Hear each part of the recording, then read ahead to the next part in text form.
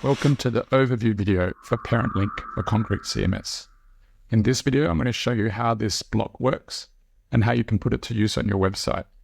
Here are a couple examples on the right side of this blog post, which have a link back to the parent page. In this case, it's the blog page. This page is pre-installed with the Atomic theme for Concrete CMS. So you might already have this if you've installed Concrete CMS. I'm going to put the page into edit mode, and we can see how the block works. There's also a block down here for parent link. I'll come back to that one later. So if you click on the block, choose edit, I'll explain all the fields. Each of the fields also has a tooltip to explain what that field means. The first one is the type of text element we're going to use, heading 1, 2, 3, 4, 5, 6, or a paragraph and span, depending on the type of formatting you want. The formatting will depend on the active theme. You can choose how to align the text, either the left or start, right or end, center, default. Then we have a look at how to format the page name. In this case, the parent page is called blog. You can choose to make it bold, italic, or bold and italic optionally. If you wish to add text at the beginning or the end of the page name, so in this case, you could say back to, and then it will show the page name, blog in this case. And if you wanted to add any text afterwards, then you could add it into this field. There's an optional field for an inline icon CSS. This is font awesome, and you can select anything from this list. If you know the name of what you're looking for, you can also type in the name. In this case, I'm using the RSS icon. If you want to also add an image icon, you can pull that from your file manager. Just click on that. By default, the standard width is 40 pixels, but if you want to override it and make it larger or smaller, you can. You can also choose to put the icon before or after the text, or even above it or below it. I'll show you some examples in a minute. On the next tab, we have under Advanced, Add CSS class to text. So if you are using a theme which has got some CSS class utilities, such as Bootstrap, then you can add these, and there are some examples on our website at c5extras.com. And you can also add classes to the wrapper. I'll explain the difference between the text and the wrapper shortly. So you can also decide if you want to stretch the element to the full width of the text or the wrapper or both. This will become useful when you're combining it with the alignment. There might be a situation where you want the wrapper to take up the full width of whatever space you're in, but then you want the text within that to be aligned to the right or the left. I'll show you some examples in a minute. You can choose to optionally hide the link. If it is the homepage, there might be some situations where you don't want to link to your homepage. You're putting a block like this site-wide in a global area. And you can also choose to show the grandparent page instead of the parent page and alternate between the parent name, or the grandparent name, or the parent link or the grandparent link.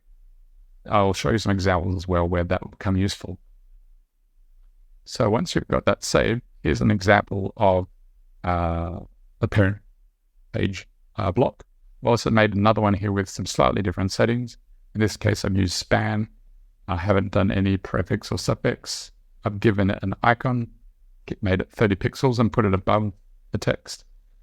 And I've used some of these CSS classes. These are from Bootstrap. I've got some examples of those on my website at C5 Extras. If you have a look and you need some documentation for it, please take a look at that. I've also chosen to stretch the wrapper. Now, here's an example which you can visualize. So in this case, the wrapper itself is stretched. The text is not, which is why you get the circular shape with a shadow. And you can see that I've centered it. So within that area, it is available. The text by itself is centered. If I stretch the text all the way, you'll see what happens. And then that takes up the full available width, which, depending on the style and the formatting of what you want to do, you've got a lot of flexibility about what you can choose. All right, here's another very simple example, just using a paragraph. And we've got a prefix there saying more from. Just remember to add in a space character after that. Got some inline CSS icons, not much else applied to it, very straightforward. And then last one here on the right is we've got a span back to, we've got a back arrow to the left, and I've given it a style for a button, BTN secondary, text light, and shadow. All of those are Bootstrap classes. If you're not familiar with Bootstrap, I've included a link in the documentation. These are some of the utilities that you can use if your theme is built on Bootstrap.